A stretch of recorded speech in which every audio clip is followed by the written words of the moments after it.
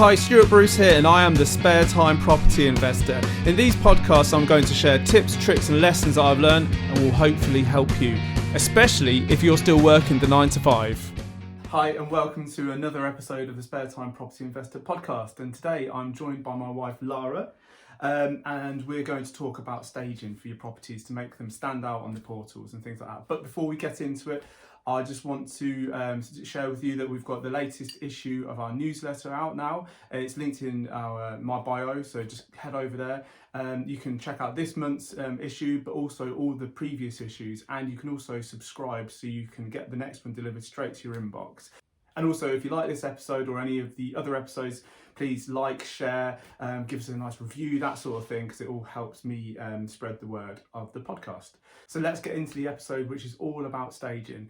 And I know a lot of people are doing more of this, but I also know that a lot of people just don't bother. They're not that interested in interior design or staging their photos and things like that to make them look great on social media, the portals like Zoopla and Rightmove. But let's talk about the benefits. So let's go through the benefits first. What do you think the benefits are to staging?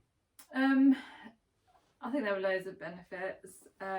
Obviously, at the end of the day, it's like any product that you're marketing. You need to make it stand out from the crowd. You need to be better than your competitors. You need to attract tenants, obviously, and you need to make it look like somewhere desirable, somewhere they want to live. It's a big decision for people.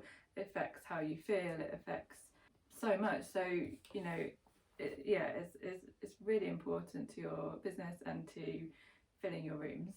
One of the things I think is really important as well, it's not just filling your rooms, it's making sure you fill your rooms at a slightly higher price than your competitors, filling them quicker, having less voids and things like that. So it's people staying. Yeah, of course. If they're happy where they're living, and there's not a better offer. So yeah. And one of the things as well is people, they feel that you have put some time and effort into creating something that looks really nice. I think they feel a little bit more respected.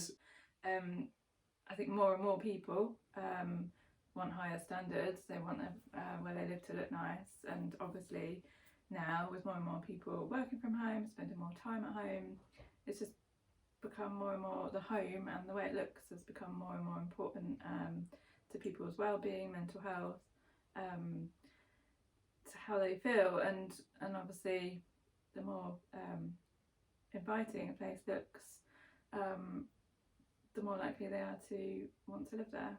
One of the things you refer to there is that kind of standards are rising. So if you're not presenting your rooms as well as possible and keeping the interior design ahead of or in line with the top of the market in your area, you're just going to get left behind. So this is something that I think is going to become more and more important over the coming years. Mm.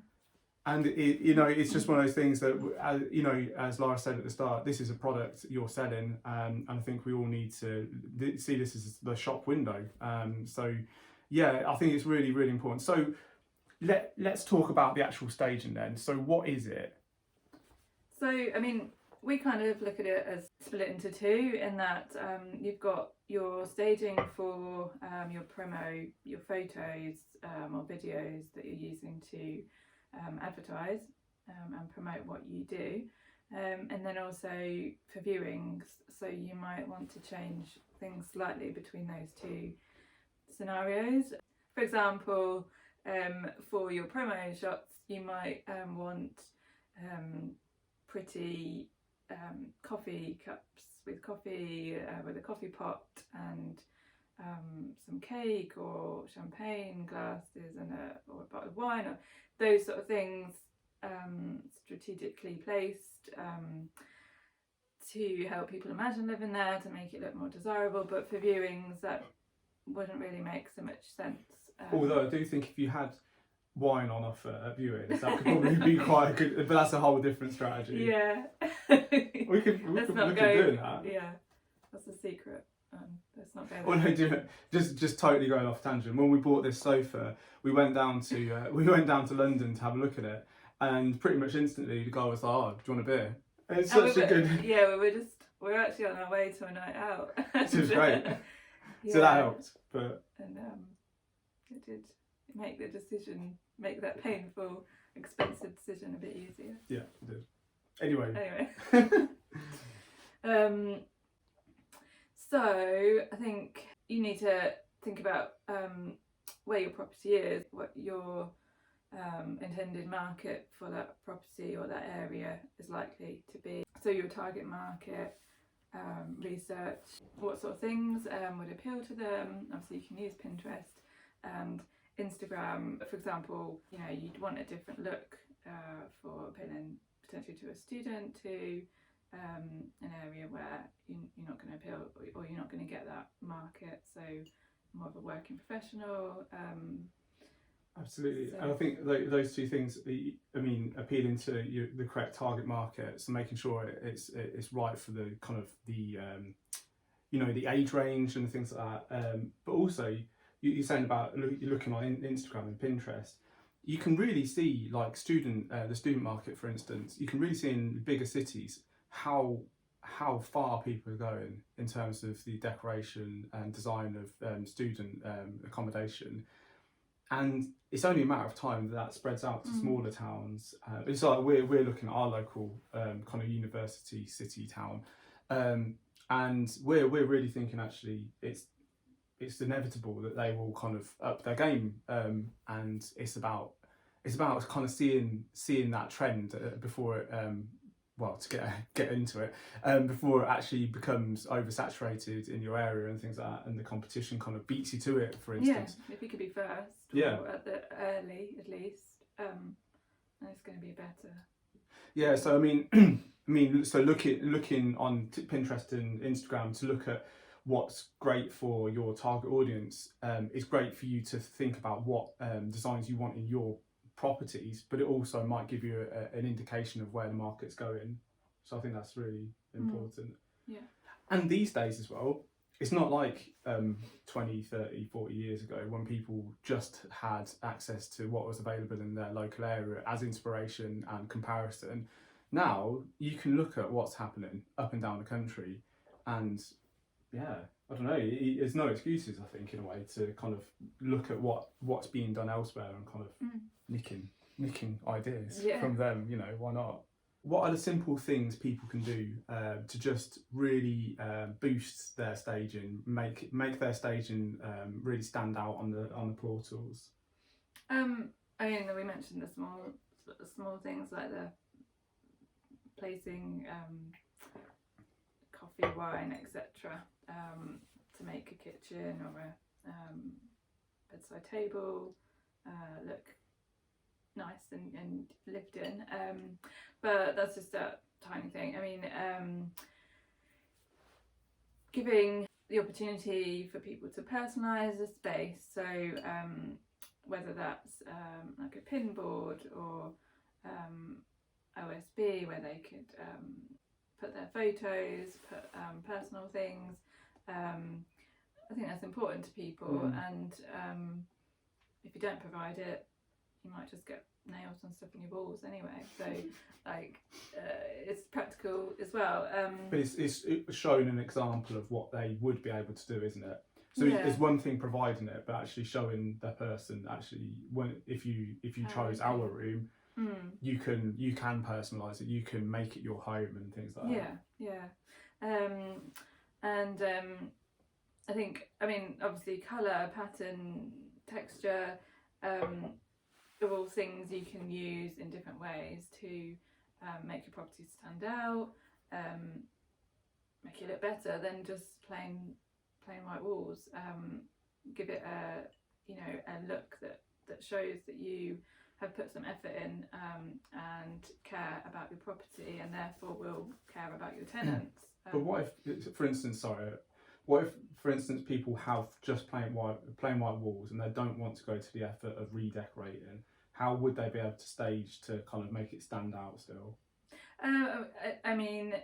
Obviously there's the easier things, because that's more about the design. But so adding soft furnishings and accessories, obviously your cushions and throws and nice bedding that can really make a huge difference to a otherwise plain bedroom. For example, that bedding you put on can make it look, on trend or really upmarket, even hotel sort of standard, and it's something that you can just use for photos and then take away.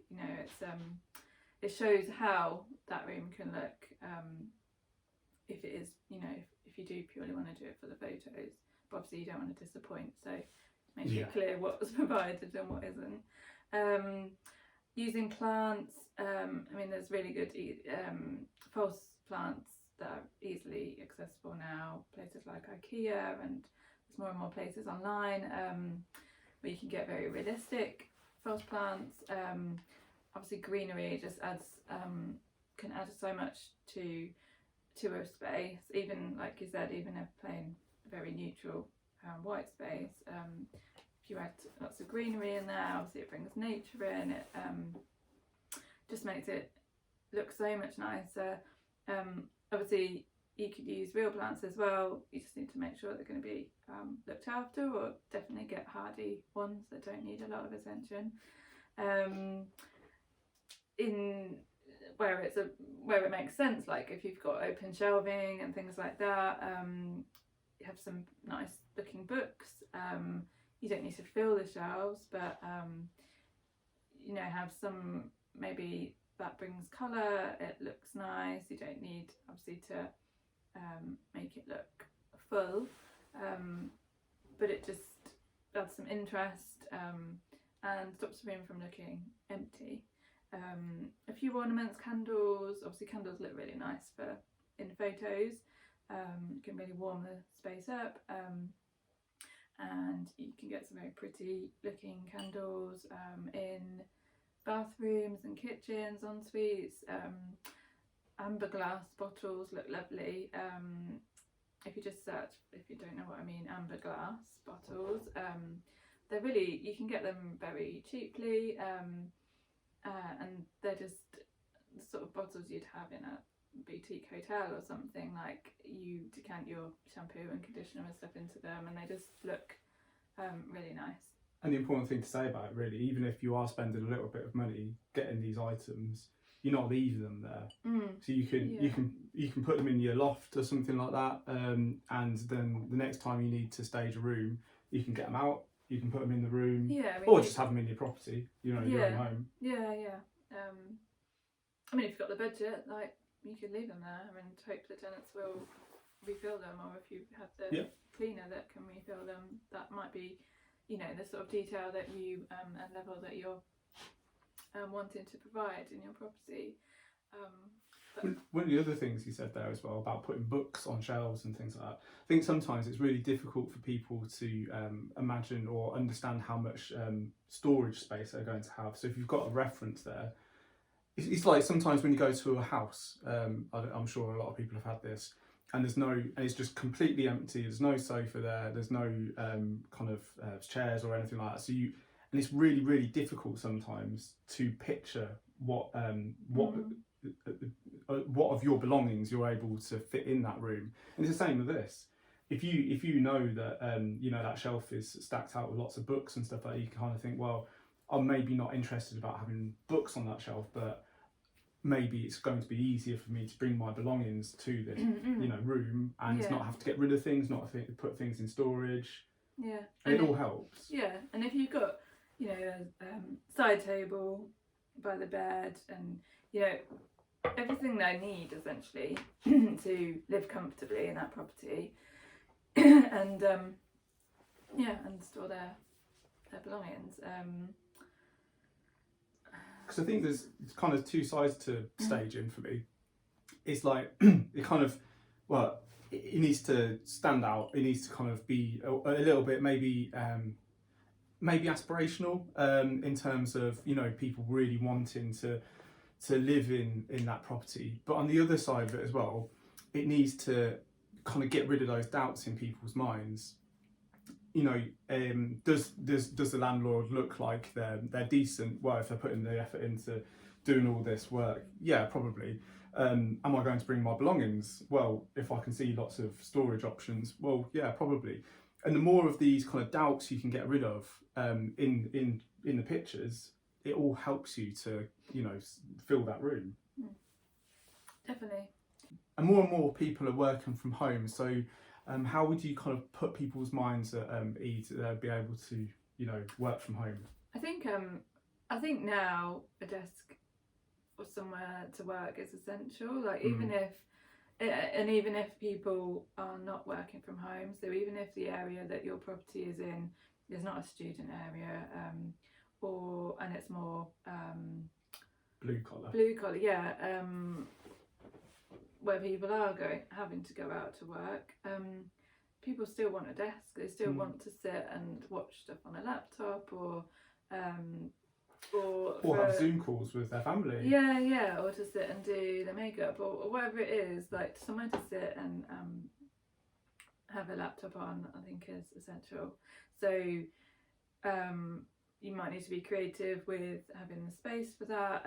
We made desks in one of ours because it was just easier to fit in a bespoke desk than to buy something, and also I think it does look nicer. But so having a laptop with on a desk in the photos with a nice chair and a nice mug, and to show how you can work in that property as well. Yeah, absolutely. And just having that, I think it makes the room feel more and more usable, because you've got your normal storage, you've got your bed, you've got your kind of wardrobe or whatever else, but then if you've got a desk in there, like Lara was saying, in one of our properties, we made the desks so cheap, really cheap. It's nothing scary, just OSB, and then we got some of those, what are they, pin legs? Hairpin legs. Industrial sort of. Attached the back to the wall, and then the front hairpin legs. And actually the desks are bigger than ones we would have been able to put in. And because we would have had to got a desk ready-made, you know, say you're using an alcove, there'd be gaps either side, which is kind of useless then. You can't use that space. So if you just have OSB across, or we had a bay window, so right across the bay window, it looks great. Loads and loads of space. And anything that's fitted, like, so that fills the alcove or fills it just looks so much nicer than if you've just got a flat pack and just plonked it in a space with gaps all around it. And it just looks so much nicer. Yeah, so much better. And like I say, not difficult, is it? No, really not. Yeah, great. So I think that is a big issue that I think is probably here to stay, because even once this lockdown ends, I mean, who knows what's going to happen next winter? Who knows whether or not this trend for less and less work in the offices could continue, and also the little side hustles people have set up in coronavirus, they might continue on the side. So I think desks are really important. Yeah, rooms have to be multi-use and suitable for. It's not like your bedroom at home. You know, you've got to be able to have it cozy and bright and work and eat, and you know. And one of the points of staging is to make it really, really clear that it is multi-use. You can do all those things in it. Yeah. So we've put all the stuff in the room. Hopefully the room looks nice anyway, but if not, if it's quite plain, and I have a lot of sympathy for people who just have white everywhere, because it gets rid of all the effort of cutting in and things like that, so I totally get why people do that. But if you've got a plain white room, or you've got a nicely decorated room and you've got all the stuff in there, it looks great, but we need to make sure that the actual shots, the pictures, look good. So what are some of the considerations when people are taking photos? And a lot of people do employ a professional photographer for this, but if you're doing your own photos, I think that's the best. Yeah, obviously you may use a professional for it, because not only is it to advertise your room, it's to push your social media, to show the best of what you can do and achieve.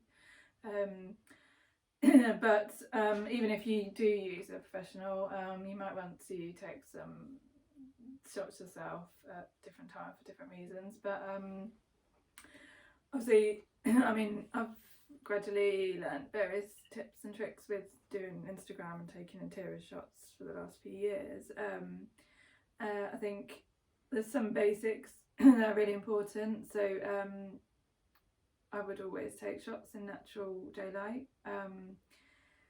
Just generally, I don't know what it is, but people generally do not like the artificial light. It generally makes images look slightly yellow, and just doesn't appeal to people for whatever reason. And also, what I would say as well, sometimes when you're doing photos, when Lara's doing them, for me they look quite dark, but once you've actually taken them, and you can maybe even tweak them a little bit. Yeah. So obviously, I've worked with professional photographers who, will literally wait for the sun to come out or for the light level to stand around waiting. And that's great if you've got the luxury of time, but or a lot of us for don't. a certain amount of light to enter the room or whatever, and I just that blows my mind because I just haven't got the patience for that. But I mean, there are that's for like magazine quality, and I suppose they've got a certain standard that, as far as they're concerned, has to be met. But there's a lot of editing you can do to make an image look brighter, increase the exposure. So yeah, natural daylight. It doesn't have to be the brightest because there are lots of tweaks you can do. Always try and get straight lines. So take the image straight on, or you can take it from an angle, but you need to make sure all of the lines within that shot are straight. So you haven't got a chimney breast that's wonky, but the wind, you've got to make sure it's all straight because it just looks pleasing to the eye. And sometimes that's quite hard, isn't it? Especially in older houses where no lines are straight, no parallels are straight. I mean, tiny. Yeah, you won't worry about like tiny little but more that you're straight onto the image. And generally, waist level up to here is a good range to height to take the image at. Why is that? Just apparently it's just the most appealing, flattering look for an interior. And obviously, if you take an image, if you tilt your camera, you're not going to get those straight lines. So again, it has to be. And also, I think maybe not so much now, but I remember one of the estate agents local to us used to have the camera right up in the corner, and he used to use a fisheye lens, and it made the room, you could kind of see it for one thing, but it made the room look absolutely huge. And then with a lot of these things, when you go to the property, it needs to be a realistic representation of the property. Obviously we're selling it and we're making sure that the product looks as good as possible, but you don't want to go to you don't want the prospective tenant going to the viewing and thinking, well, this isn't the same room, because they're going to be disappointed, they're going to be suspicious. And it does happen. I mean, I went to see a property last year and I walked in and I could have sworn that it was a completely different property. And afterwards I had a look on Google and found that the current estate agent had actually used photos from when that house was sold previously. So he was using photos that are probably like maybe, I don't know, 7 years old or something like that, when the house looked great and it had been looked after and stuff like that. However, the current owner hadn't, and it was a bit of a dump. So I was just like, what's going on? Yeah, it can make you like think what almost like hidden? I feel like I'm being tricked here. What's going on? Like it's something doesn't fit, doesn't seem right. Yeah, but absolutely. yeah, just a couple more things about equipment and editing.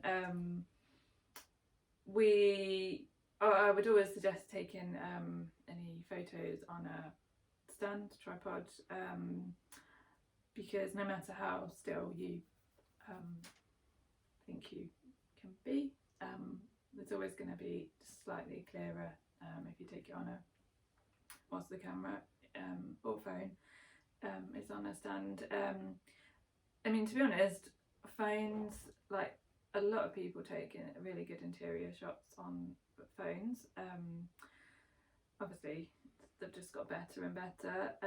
Make sure you clean your lens before you take it, because it's always in your pocket. And like we've done that.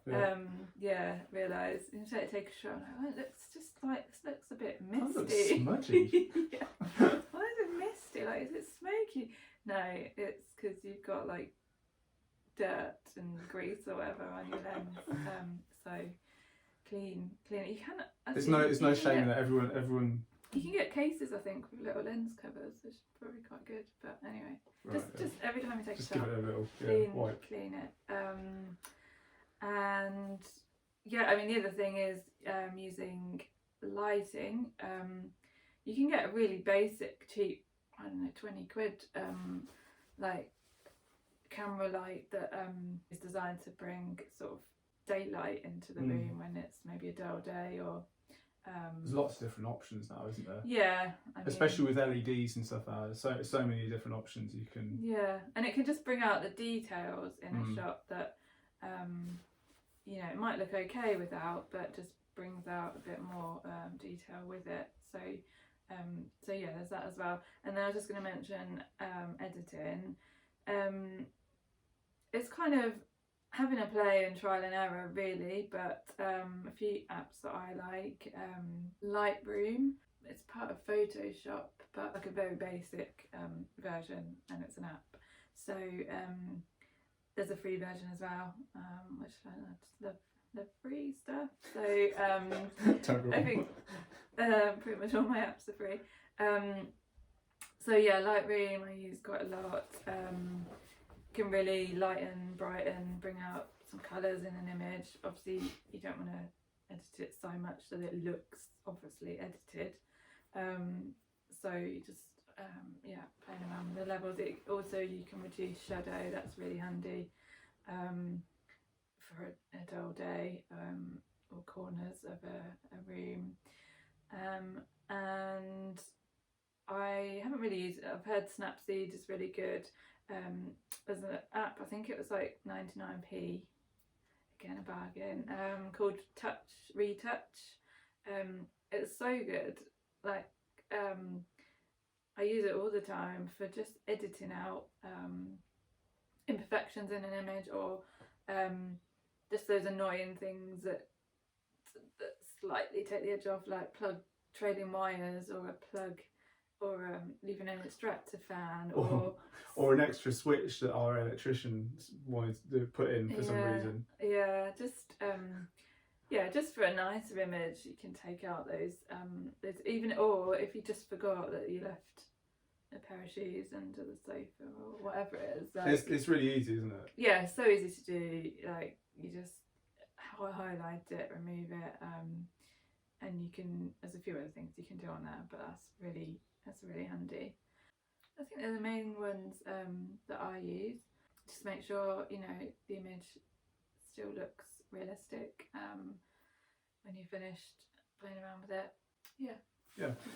The only other thing as well I think is really good is to take some videos while you're doing while you're doing it all, because I mean the whole project as much as anything, because it's great for social media and stuff like that. But while you've got that room staged, if you can do a nice sweeping shot, it's great for your social media.